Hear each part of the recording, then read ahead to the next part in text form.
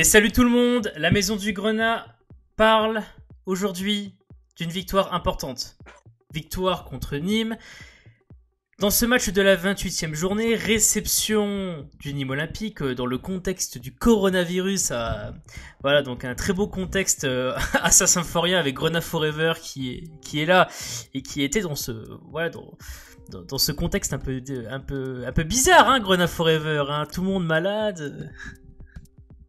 Tout le monde, bonjour Monsieur Socket, bonjour à tous. Bah oui, tout le monde malade, tout le monde avait peur, on l'a vu hein, dans les buvettes, il y avait moins de monde. Ah, il y avait moins de monde. Un peu incertain. Climat un peu incertain. Mais bon, les Messins qui donc recevaient une équipe de Nîmes qui au final fait un peu peur quand même parce que c'est l'une des meilleures équipes sur l'année 2020, on va dire, qui a un peu de mal en ce moment. Voilà, 2 défaites d'affilée, et donc c'était un choc un peu au sommet quand même, le sommet du bas de tableau, hein, on va dire. C'est ça. Et donc match très attendu par évidemment tous les supporters du FC Metz. Le programme, vous l'avez à l'écran comme d'habitude.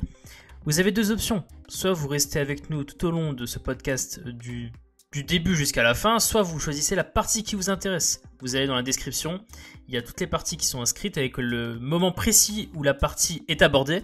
Vous cliquez dessus et vous accédez directement à cette partie-là. C'est une petite modification que l'on apporte, ça vous permet de pas forcément perdre du temps si tous les sujets ne vous intéressent pas. Mais nous, on va évidemment faire tous les sujets, donc vous l'avez à l'écran l'ensemble des sujets. Et je dirais Grenat Forever, pour parler de cette victoire du FC Metz 2-1, commençons par le 11. Parce que le 11, au final, pas vraiment de surprise dans le choix des 11 joueurs, parce qu'il y avait des joueurs absents contre Amiens, match précédent, notamment, on l'a très bien dit, des joueurs comme Mathieu Hudol qui revient de suspension, qui remplace Thomas Delaine, en tant que latéral gauche, Opengate qui est rentré en jeu contre Amiens, qui a été malade les jours précédents le match d'Amiens, revient titulaire. Thierry Ambrose revient sur le banc. C'est ça. Mais sinon, pas trop de surprise. Ouais, pas trop de surprise. La seule question, c'était un peu par rapport au schéma. Parce qu'on avait vu un truc un peu bizarre, on va dire, contre Amiens. On se demandait qu'est-ce que c'est que ce truc. D'ailleurs, très marrant, mais je pense que tu l'as vu, Grenat Forever, que l'équipe a comment dire, quand ils ont fait les notations de joueurs, c'est sur le schéma qu'ils ont indiqué dans le journal, ils ont mis vraiment ce schéma un peu bizarre où on voit Boulaya qui est derrière l'avant-centre, Opengate ailier gauche, et il y a personne ailier droit, tu vois.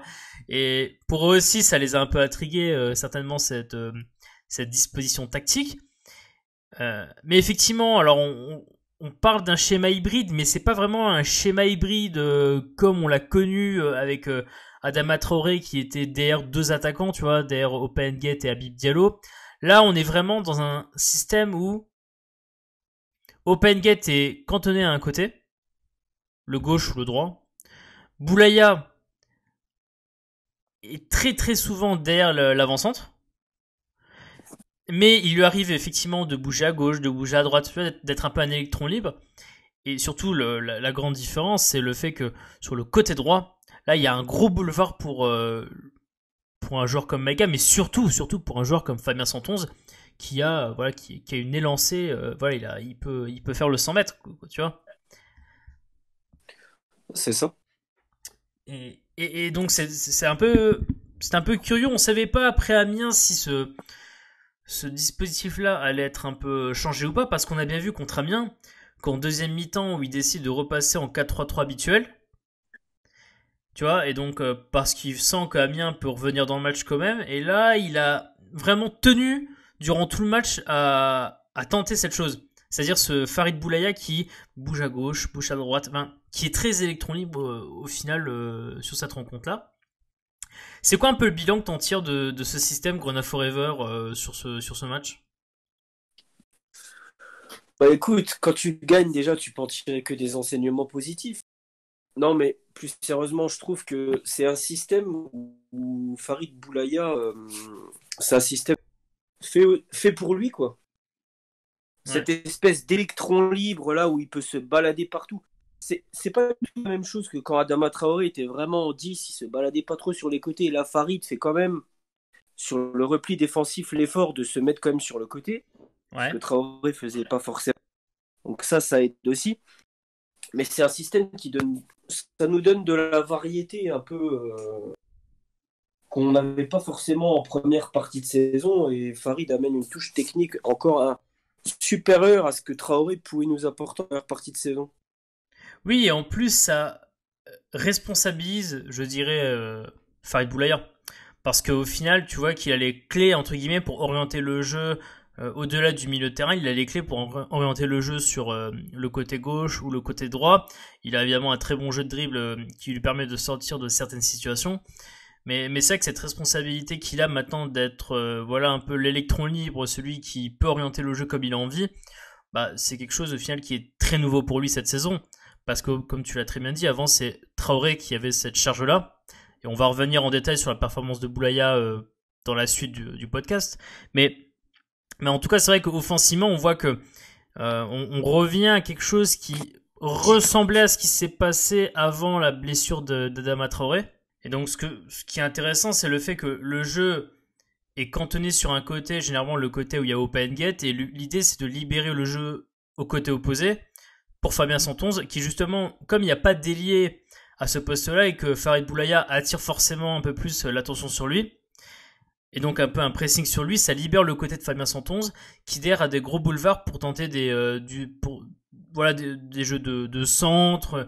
Et c'est vrai que au final, Nîmes a pas trop compris ça en première mi-temps, c'est-à-dire que autant offensivement, nous on utilise ça très très bien, le fait qu'on peut orienter le jeu côté droit si facilement, parce que ça libère des boulevards, le fait que Farid est un peu en électron libre quand il ramène le jeu côté gauche, le côté droit est beaucoup plus libre pour Metz.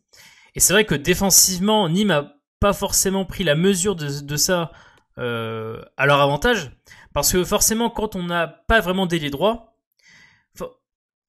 théoriquement Nîmes, ce qu'aurait dû faire Nîmes, c'est orienter le jeu côté droit du FC Metz, donc leur côté gauche, ce qui aurait forcément, vu les espaces, poussé les joueurs de Metz à déplacer le bloc à droite, ce qui aurait libéré plus d'espace côté gauche. Et malheureusement, ils l'ont pas fait en première mi-temps. Et d'ailleurs, c'est la remarque qu'on s'était fait en Grenade Forever lors du match. Ils l'ont pas fait en première mi-temps. Ils savaient pas trop quoi faire quand ils avaient le jeu qui était sur leur côté droit. Ils savaient pas si ils devaient y aller ou pas. Par contre, en deuxième mi-temps, ils ont vraiment repris du poil de la bête, les Nîmois, et ils ont enfin compris que si on oriente le jeu sur notre côté droit, et qu'après on renverse le jeu au côté opposé, là ils allaient avoir des espaces. Et c'est pas pour rien que l'action qui amène le corner égalisateur de Nîmes, là où il y a notamment l'arrêt, tu sais, d'Alexandre Oukidja, l'action vient du côté droit de Nîmes, donc du côté gauche de Metz. Donc c'est là où ils ont pas forcément, tu vois, bien pris en compte cela en première mi-temps, et ce qui a fait qu'en première mi-temps, Nîmes a été totalement inexistant.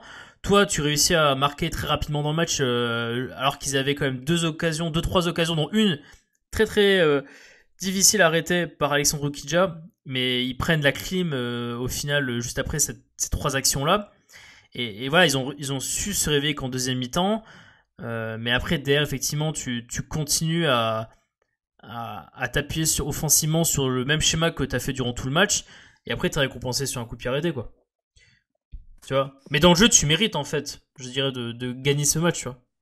Ah, mais Nîmes a fait deux bonnes entames de mi-temps, d'ailleurs, leur entraîneur l'a dit. Ça dure 10 minutes. Mais ça a été un peu refroidi au début de deuxième, mais après, on a su de nouveau remettre un peu de. Mais le système là, et ce qui change par rapport en première partie de saison, c'est que quand on utilisait ce système, on avait un milieu à 3 qui changeait toutes les semaines. Bien sûr. Donc c'était pas forcément pour les automatismes, c'était pas forcément bon. Tu rejoues dans ce système un peu plus hybride, mais avec un milieu à 3 qui est hyper performant. Du coup, avec ce milieu à 3 performant, t'as moins d'espace derrière, même si tu te fais entre guillemets passer parce que t'as un petit boulevard sur ton côté un peu plus faible. Ouais. Parce que t'as Maïga et Pajot qui ont cette présence physique et sur le porteur à venir tarser, qui coupe le nombre de ballons qu'on récupère au niveau de notre ligne médiane, c'est impressionnant depuis 2 mois. Ouais, c'est clairement très impressionnant et c'est vrai que ce milieu de terrain-là est un peu la plaque tournante autant défensivement qu'offensivement parce que Pajot est très important aussi sur le jeu offensif hein, puisqu'il accompagne énormément d'actions. Mais c'est vrai que le milieu de terrain de Metz aujourd'hui est orienté sur 2 niveaux. Le premier niveau étant l'aspect récupération de balle avec Endoram qui quand tu vois ce buffle arriver sur ta gueule, tu sais pas quoi faire, tu perds un peu tes moyens et voilà quoi. Le buffle. C'est un buffle quoi, il te récupère, tu peux rien faire quoi. Et même quand il a la balle au pied, c'est un buffle aussi. Tu peux pas l'arrêter ce Mais mec quoi. ce qu'on lui reprochait en début de saison, il a été irritable entre guillemets parce qu'il osait pas prendre de risques offensifs. On disait il casse pas les lignes, il joue toujours vers l'arrière. Ouais. Là, c'est impressionnant parce que c'est dans ses matchs depuis le début de la seconde partie de saison, c'est 95% du temps, il ne joue que vers l'avant, il transperce des lignes sur 4-5 mètres, ce qui crée automatiquement des décalages. Ce n'est plus le même joueur. Il y a eu un déclic et vache. Ah oui, vraiment c'est très impressionnant ce milieu de terrain là en tout cas. Autre focus sur cette rencontre Grenade Forever, c'est l'un des buteurs de la soirée, Monsieur Opa Nget. Opa Nget, donc, qui marque le premier but du FC Metz dans cette rencontre, qui continue à faire de bonnes performances, continue à montrer qu'il est important au niveau de l'attaque messine. Encore une fois, un jeu de conservation de balles au but qui est déroutant pour l'adversaire. Je parle pas du fait qu'il arrive à se sortir des situations où il est entouré par 2-3 joueurs, tu sais pas comment il fait. Hein, il a fait ça durant tout le match. Donc il élimine à lui tout seul 2-3 joueurs et pour les actions de contre, c'est hyper impressionnant d'avoir ce genre de profil là. Hein. Et en plus il marque. Donc là ça commence à devenir intéressant Grenade Forever. Parce qu'on critiquait beaucoup durant les précédentes saisons, son manque, je dirais, d'impact statistique.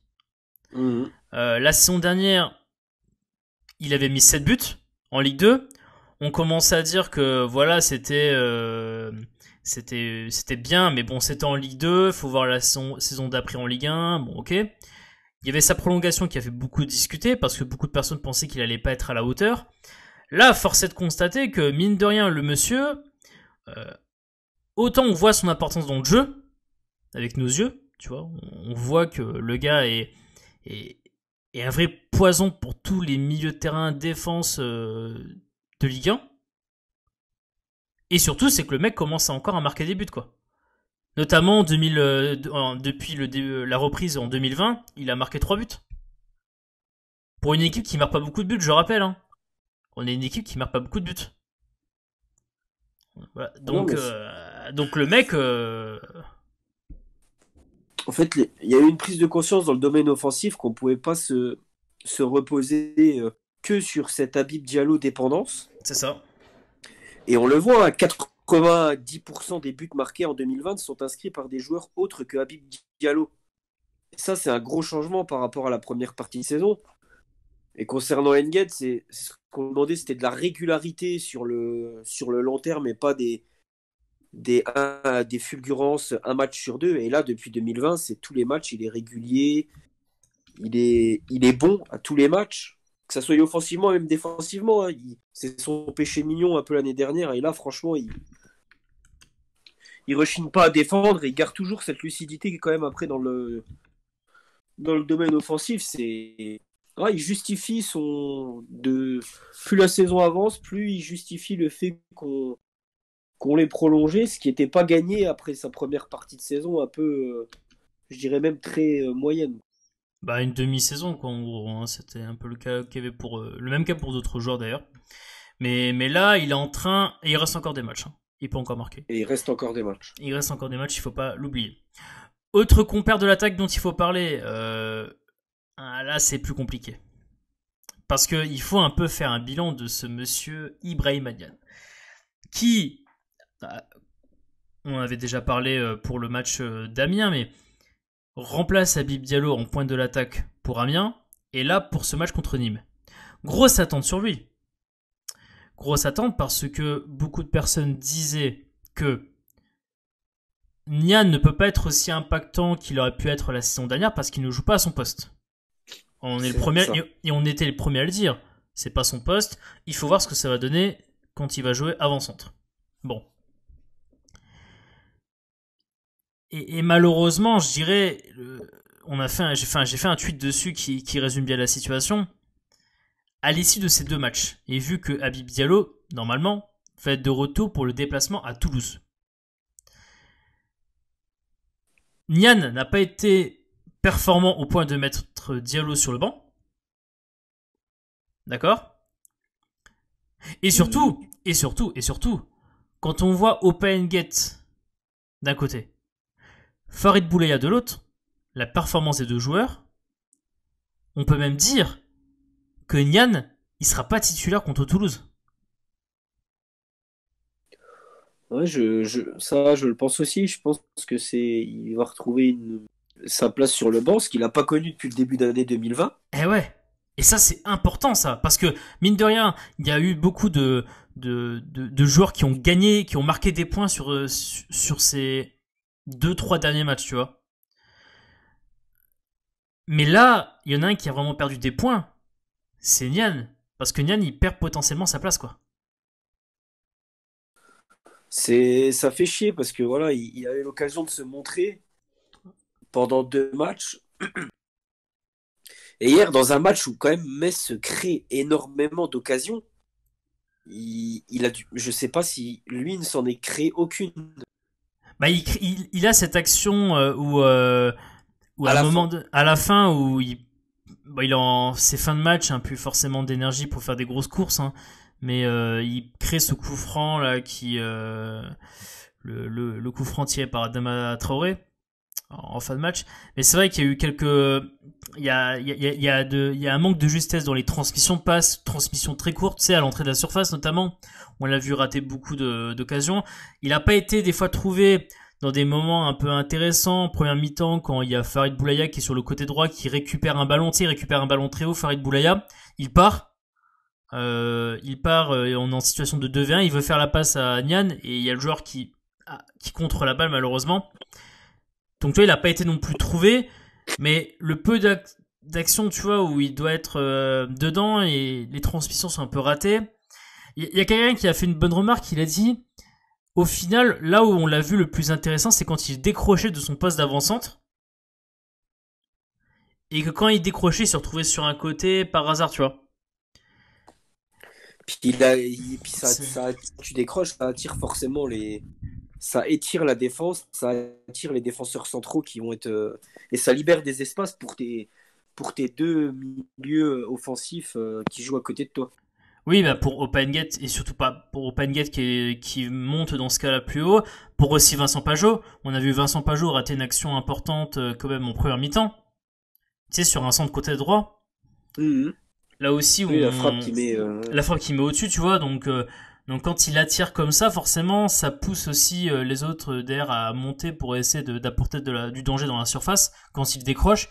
Mais le bilan en tant qu'avant-centre pur, c'est que vraiment, il est malheureusement assez décevant pour lui. Et là, pour les prochains matchs, son avenir en tant que titulaire va être compliqué, quoi. On peut le C'est dire, un hein. joueur capable de fulgurance en fait. Donc un joueur capable Oui, c'est ça. en joker sur une demi-heure, il va t'apporter des choses. Tout à fait. Ça, c'est ce que je disais, c'est que je suis convaincu également, comme la saison dernière d'ailleurs, hein, la saison dernière, je suis désolé, mais Nian a été le plus important quand il est rentré en jeu. C'est ça. Quand il est rentré en jeu, souvenez-vous en Ligue 2, quand il rentre en jeu, il est plus, on sent qu'il est beaucoup plus énergique que son vis-à-vis et il le bouffe en fait son vis-à-vis, il le bouffe. Donc clairement, malheureusement, ça va contre lui parce que lui voudrait être titulaire hein, et on peut le comprendre. Mais comme certains l'ont dit, lui, il faudrait qu'il rentre plutôt en jeu pour vraiment dynamiter la défense en face. Et donc ça, c'est plus pour le court terme. Et pour le long terme, la question de savoir est-ce qu'il va être prêté ou pas la saison prochaine, peut-être en Ligue 2 pour qu'il soit titulaire sur une saison complète, en tant qu'avant-centre, si tant est que c'est bien le projet que l'on veut faire avec lui, va se poser entièrement, quoi. Voilà. Mais ça, c'est un autre débat qui se pose pas maintenant sur ce débrief-là. Mais Mhm. en tout cas, ces 2 matchs en tant que titulaire en poste d'avant-centre ont montré certaines choses pas forcément avantageuses pour lui. Autre joueur, Farid Boulaya, qui continue, on a déjà un peu parlé au début de ce podcast, mais Farid Boulaya qui continue à emmerder les défenses de Ligue 1 aussi, là, depuis, depuis quelques matchs aussi. Là, c'est bon, je pense que c'est le retour, on peut dire, du Farid Boulaya du début de saison de Ligue 2, 2018-2019. On va pas dire qu'il marche sur l'eau, mais là, il est vraiment. On attendait un match plein à domicile, là où il avait du mal à s'exprimer après certaines tensions. Et là, il a vraiment fait le match plein et sa sortie, quand il sort à la 80e, que le public scande son nom, c'est tout un symbole, ça. Ah bah il retrouve un peu le... Alors après on va dire que le public change très vite son état d'esprit, hein, Oui, parce le que... public est versatile. Bon, après, c'est. Voilà, il y a que certains qui effectivement ont un peu de respect pour les joueurs et ne vont pas les siffler quand ils font de mauvaises performances. Il y en a malheureusement très peu, mais c'est ceux qu'il faut souligner. Mais ouais, maître du jeu, on l'a dit, maître du jeu offensif du FCMS parce que c'est un électron libre dans ce schéma hybride comme on l'a souligné. On lui donne les clés, tout simplement, de l'attaque messine. Il peut faire ce qu'il a envie. On a confiance en lui, on a confiance à sa qualité de passe, assez fulgurante, sa qualité de dribble. On a confiance en ça à nouveau, je dirais. Et au point qu'aujourd'hui, il prend tellement de place que, comme on l'a dit, Nian va être certainement poussé sur le banc du fait de sa très bonne performance. Et la question va même encore plus loin, c'est que beaucoup de personnes s'interrogeaient sur le retour d'Adama Traoré. Là, en voyant Farid Boulaya, comment tu justifies de mettre un Farid Boulaya sur le banc à la place d'Adama Traoré? Sur les derniers matchs, tu peux pas. Sur les derniers matchs, tu peux pas. Ah ben, je pense que la question ne se pose pas à l'instant T, la question ne se pose même pas. Bien sûr. Il est incontournable. Nos meilleurs matchs avec lui, là, en ce moment, en tant que, soit sur le côté ou en tant que dépositaire du jeu, franchement, et plus il nous apporte quelque chose qu'on regrettait depuis Oui, début d'année 2020, c'est ce danger sur les coups de pied arrêtés, que ça soit sur les coups francs, le coup franc où Bernard Denis la sort en corner. c'est vrai. Ça t'apporte un danger, ça va te sortir. Le corner, on marque sur coup de pied arrêté. Bien sûr. Les matchs contre Lyon et Nantes où on se foutait entre guillemets de notre gueule parce qu'on n'arrivait pas à lever un ballon sur corner, là tous nos coups de pied arrêtés apportent du danger. Et Bah ça oui. c'est important. Ce joueur il est capable de voilà. Bien sûr. Et Puis il joue. Vas-y, Maintenant vas-y. il a lié à la perfection le fait de des fois il va encore dans ses dribbles parce que c'est un joueur, c'est son caractéristique d'aller chercher le duel. Mais il y a des moments où voilà il va te faire la passe dans le bon tempo. Il joue plus juste, il est plus juste dans ses choix et il joue beaucoup plus simple. Tu sens qu'il est libéré d'un poids moralement, mentalement et ça joue, ça se répercute sur son jeu de toute façon. Bien sûr, ouais. Et là, c'est... Franchement, c'est incroyable de... On parle toujours de ces joueurs qui sont au fond du trou et qui arrivent comme ça, tu vois, un peu à renaître de leurs cendres. Et, et au final, lui, il est l'exemple parfait. Et alors, on parle beaucoup de Mathieu Hudol, tu vois, Mathieu Hudol qui, avec toutes les blessures, revenir de ça, c'est chapeau, tu vois. Revenir à haut niveau quand t'as autant de blessures à des moments clés de ta carrière. Là, lui, c'est pas des blessures, mais c'est plutôt des performances un peu mauvaises qui malheureusement ont attiré la foudre de certains sur lui. Et, et le coach a décidé Vincent Lyon a décidé de le remettre en selle à des moments, tu vois, où il le faisait rentrer en jeu, tu vois, il le lâchait pas, tu vois. Il voulait pas le lâcher. Le déclic a été en partie quand même à Montpellier, on peut le dire. C'est ça. Le déclic il a été à Montpellier. Derrière, il y a malheureusement la rentrée en jeu, match suivant où il prend un rouge, où il est après suspendu. Ça aurait pu encore une fois Ouais. lui remettre un coup sur la cafetière et puis Non, le gars il revient derrière. Amiens, il marque. Et là, il est encore, il est important parce qu'il amène effectivement enfin, il tire le corner qui est dévié par Habib Maïga, je crois, qui dévisse sur la tête de John Boy justement, quoi. Tu vois, donc non, chapeau. John Boy, justement, parlons de John Boy. Parce que oui, John Boy, évidemment, joueur impactant défensivement certainement, mais offensivement aussi. Le monsieur, il marque donc le but de 2-1 contre Nîmes, 80e minute de jeu. Il marque le but du 1-0 contre Strasbourg. Quand tu fais gagner un derby pour ton équipe, déjà, c'est que là, Voilà. Donc le gars, voilà, il est important dans les moments clés, je dirais, de la saison. Et surtout, il faut qu'on parle défensivement.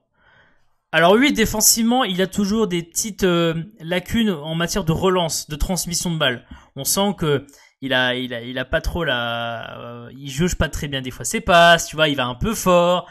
Il y a manque de précision. Bon, voilà, il prend pas de risque dans son jeu de relance. C'est pour ça justement qu'on a recruté Dylan Brown pour avoir un peu ce jeu risqué de c'est ça. relance. Donc c'est pour ça C'est pas pour rien qu'ils sont complémentaires les deux, hein. tout à fait.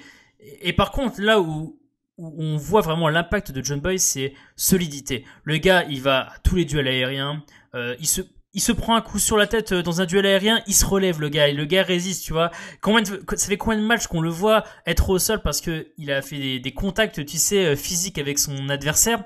Il se prend des patates dans la tronche. Non, le mec il se relève, c'est un rock, tu vois. Il est Et là, franchement, de voir ce gars comme personne n'en parle, mais ce mec quand même, tu vois, c'est un des, Bah, sur l'homme, il est incroyable. C'est Cado à l'habitant qui disait on sentait à lancer des longs ballons en profondeur sur nos deux attaquants et on se fait bouffer à chaque fois dans les premiers et deuxièmes duels physiquement. ouais. C'est ce qui s'est passé. Parce que Boy sur l'homme, il est quasiment impassable, que ce soit dans le domaine aérien ou. Parce qu'il a une bonne pointe de vitesse. Bah, au final, ouais.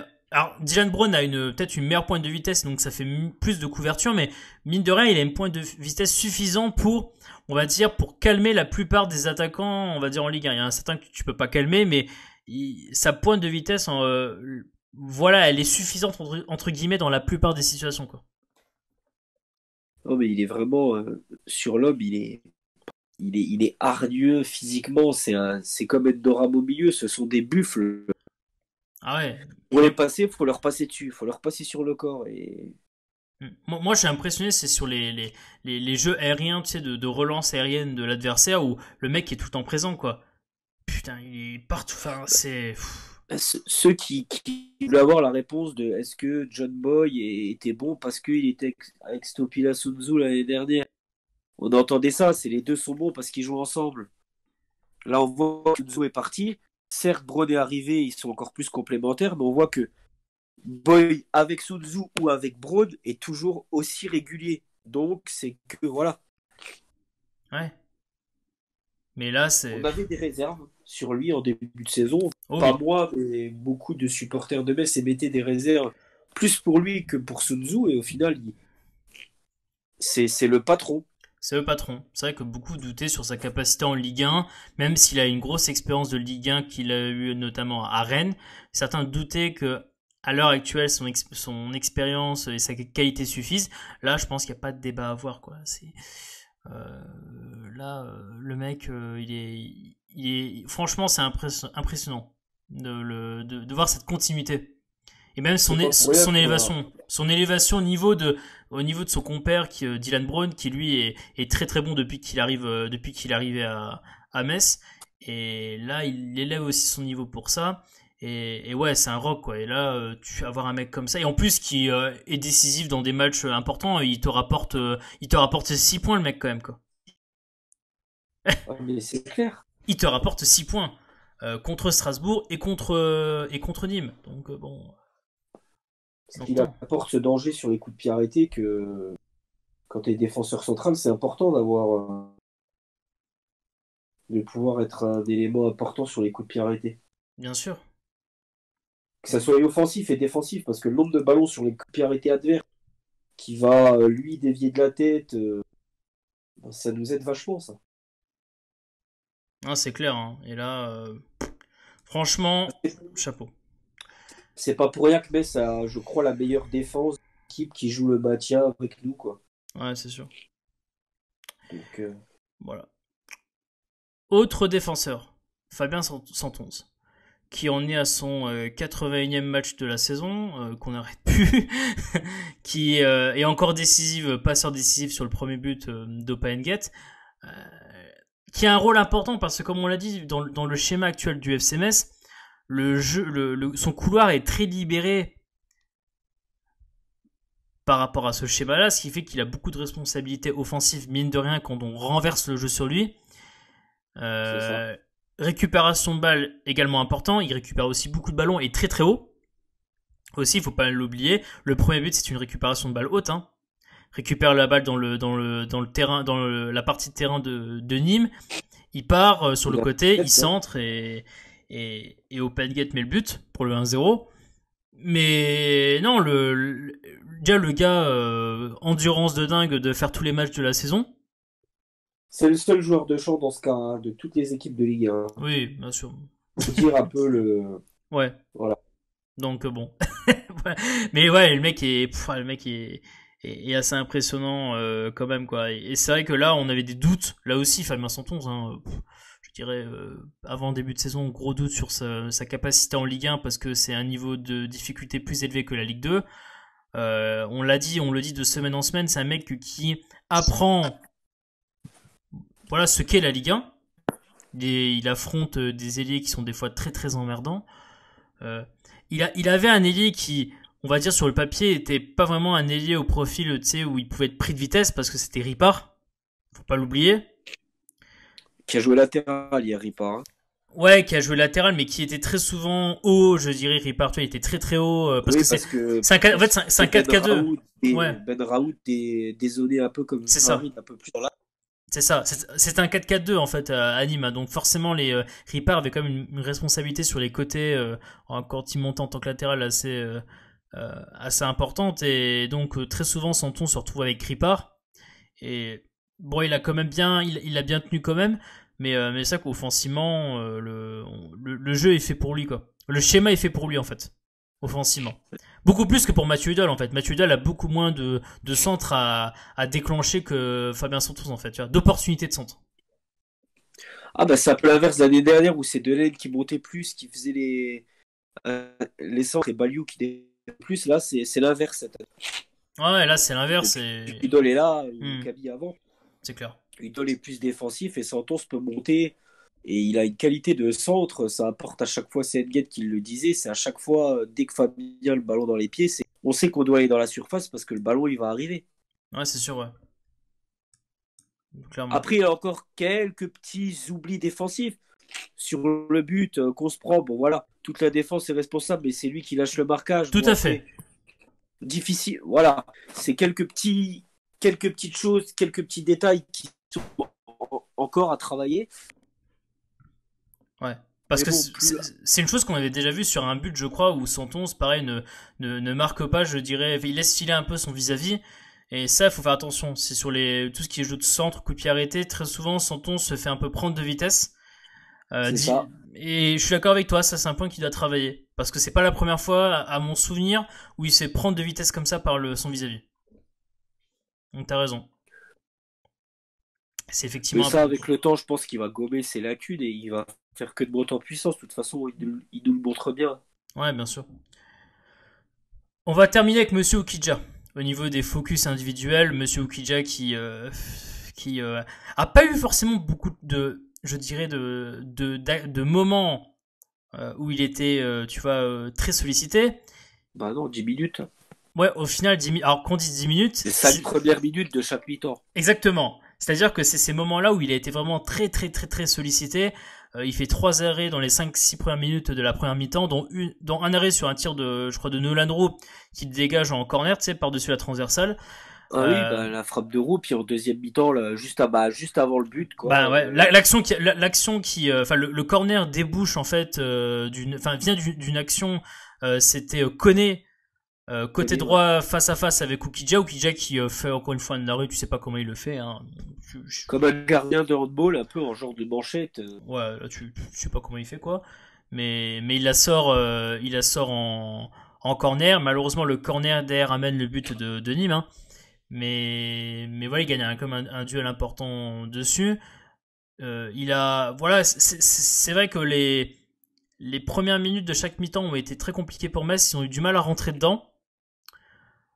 On avait peur qu'on retrouve un peu les travers de la première partie de saison, surtout en première mi-temps en fait. Quand on voit comment ça ressemblait aussi un peu au début de match de Saint-Etienne. Hein. Quand t'es pas capable de tuer le match. Bien sûr, quand t'es pas capable de tuer le match en plus, c'est-à-dire que la première mi-temps, on peut terminer avec 2-0 et ce serait pas un scandale, tu vois. T'as mis à 2-0, t'as quand même énormément d'occasions pour marquer le 2-0 avant la mi-temps. Là, t'as l'égalisation qui arrive dès la reprise, 49e minute de jeu, je crois, un truc comme ça. Je l'ai plus en tête, je crois, je vais voir ça vite fait parce que je l'ai noté ici. C'est la 49e, c'est ça, Lucado. 49e minute de jeu. C'est ça, 49e. Ouais. Et donc forcément, c'est un peu compliqué de faire une telle entame de match. Et derrière, tu réussis quand même à être beaucoup plus tranquille, à inquiéter Nîmes aussi. Nîmes avait peur aussi parce effectivement, c'était Blacard qui disait, l'entraîneur de Nîmes, qui disait que il pensait que Metz allait jouer plus haut que ça en deuxième mi-temps après l'égalisation en fait. Et au final, Metz est resté quand même assez, tu vois, tranquille. Avec une base défensive qui était normale, qui était pas si haute que ça, ce qui fait que Ukidja a pas eu trop d'occasions, je dirais, de contre hyper dangereux, tu vois. Donc voilà quoi, mais il a été important à des moments clés, surtout les 5 premières minutes de jeu, juste avant que tu marques le premier but. Tu vois, et rien que pour ça. À lui-même. C'est ce qu'on demande à un gardien, c'est dans des matchs où t'as pas forcément beaucoup de boulot à faire, il faut sortir l'arrêt qu'il faut au moment où on en a le plus besoin. Ouais, c'est clair. Et là, il continue sur le même type de performance qu'il a depuis le début de 2020 et même bien avant encore, hein, première partie de saison aussi. Je veux dire, là, c'est bon quoi. Là, il est parti et il va être très important pour les 2 matchs qui vont suivre juste derrière. Dont on va parler, notamment un des matchs dont on va parler à la fin du podcast.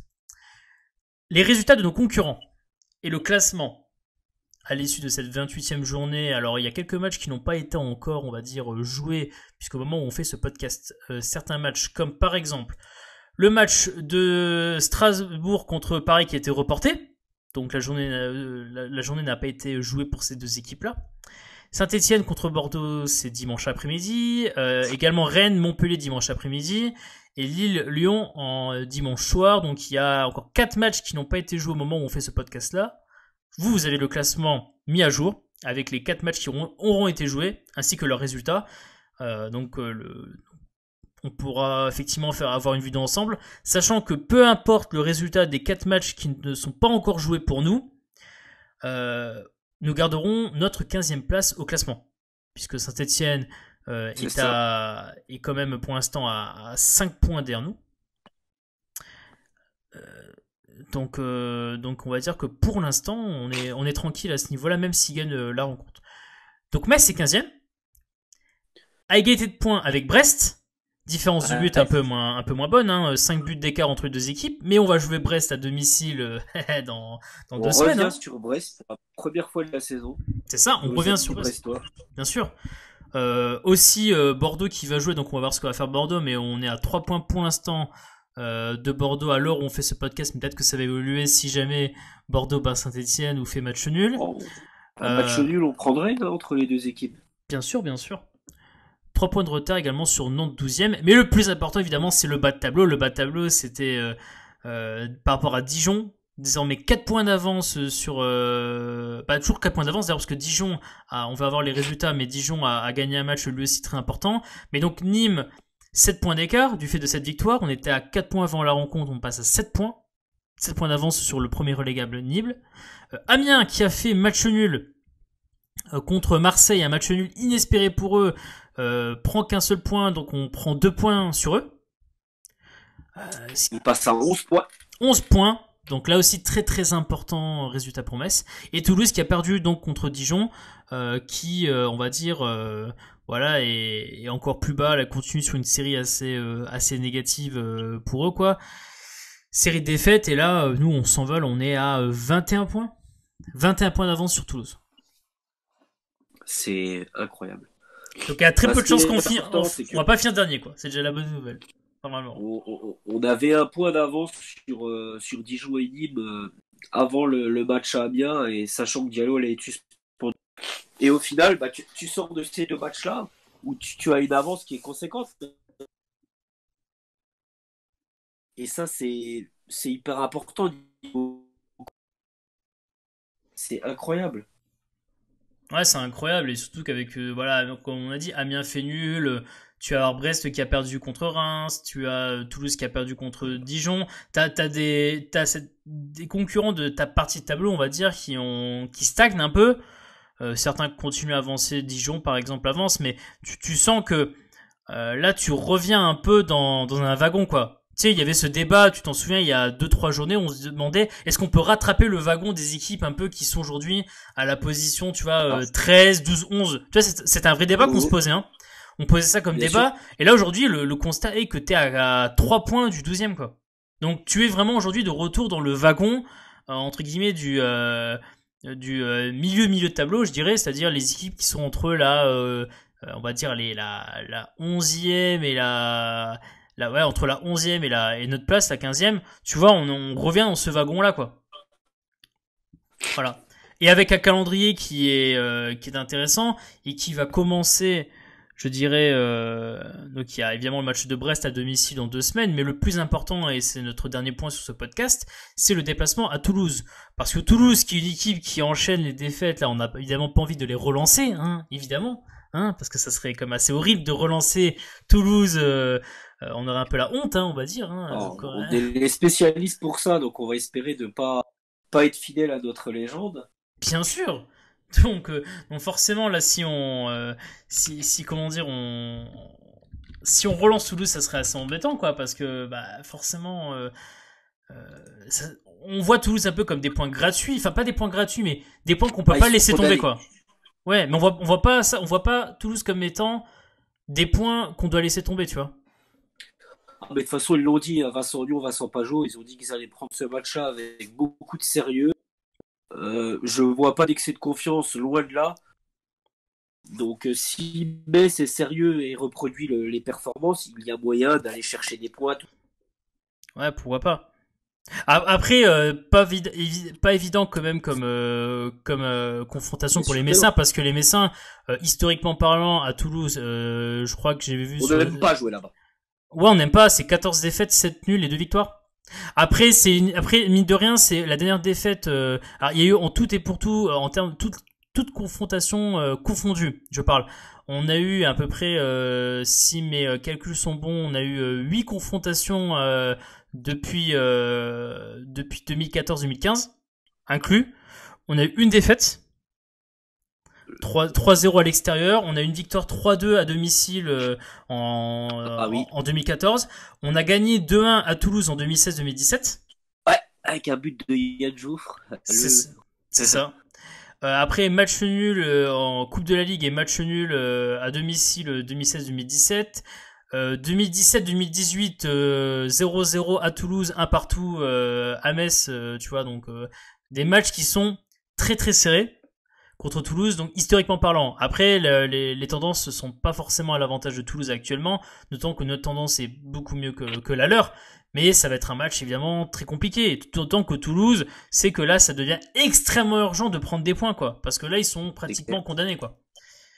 Voilà. Et ça va être intéressant parce que Grenade Forever, et c'est un peu le dernier point à aborder lors de ce podcast, mais on peut dire que ça va être peut-être le retour des trois fantastiques de Ah devant. oui. Le fameux trio Nget, Diallo, Boulaya, qu'on avait connu en Ligue 2 la saison dernière, qui avait fait des ravages hein, en première partie de saison, on peut le dire. Et là, c'est le retour. Normalement, on devrait avoir le retour voilà, du trio. Ah Je- oui. Qu'on n'a pas eu depuis. Je ne sais plus quel match cette saison, mais depuis longtemps. Ah bah ouais, depuis très longtemps, puisque bah, le problème c'est le schéma hybride en fait qui t'a empêché d'avoir ça. Voilà. Le C'est schéma, ça. le schéma hybride avec Adama Traoré qui étant titulaire ne pouvait pas permettre à Boulaya de jouer en même temps et donc en tant que titulaire et t'avais OpenGate, Diallo et Adama Traoré et donc c'était impossible d'avoir ce schéma là et là dernièrement qu'est-ce qui a fait qu'on n'a pas pu avoir ce trio là ben c'était Habib Diallo qui était suspendu et donc Nian était en pointe Et Boulaya revient en force au moment où effectivement Diallo n'était pas là, donc là ça va être l'instant magique quoi. Putain, ouais. T'imagines l'instant magique où on va revoir ce trio là. T'es dans une bonne passe et tu te permets le luxe de pouvoir réaligner ce trio, c'est quand même. Ouais, d'autant que et Tu te rends compte, quoi. et surtout pour des joueurs qui sont pas en mauvaise forme. Je veux dire, Henguet est en bonne forme, Boulaya est en très bonne forme et Habib Diallo est en bonne forme quand même. Donc bon, je veux dire. Et je pense qu'Habib va avoir la rage et aura à cœur de se racheter. Donc, Ouais, de se racheter un peu de son comportement un peu limite de son comportement. Ouais. contre Lyon qui lui a valu une suspension de 2 matchs. Grenat Forever, merci beaucoup d'avoir été présent pour ce podcast. Merci à vous tous, ceux qui ont soit écouté le podcast en entier, soit qui ont écouté des parties de podcast. Hein. Vous avez toujours les parties qui sont présentes en description pour ceux qui le veulent. Merci beaucoup d'être resté donc avec nous. N'oubliez pas de mettre un petit like sur la vidéo, de vous abonner si ce n'est pas déjà fait, de nous dire en commentaire ce que vous avez pensé de cette rencontre. Est-ce que vous êtes aussi content? Est-ce que vous êtes confiant pour le maintien en Ligue 1? Est-ce que, comme certains journalistes ont voulu le faire dire à Vincent Aignan, vous pensez que c'est un grand pas vers le maintien? Vincent Aignan a dit que non, ce n'est pas un grand pas pour le maintien. Je ne suis pas d'accord avec vous. Il a dit aux journalistes de Beansport. Mais voilà, dites-nous ce que vous en pensez. Et évidemment, on aimerait tous savoir voilà, quel est un peu l'état d'esprit des supporters du FC Metz. On vous souhaite une bonne semaine. Voilà, pour commencer cette bonne semaine avant le déplacement à Toulouse. Portez-vous bien et allez, le FC Metz.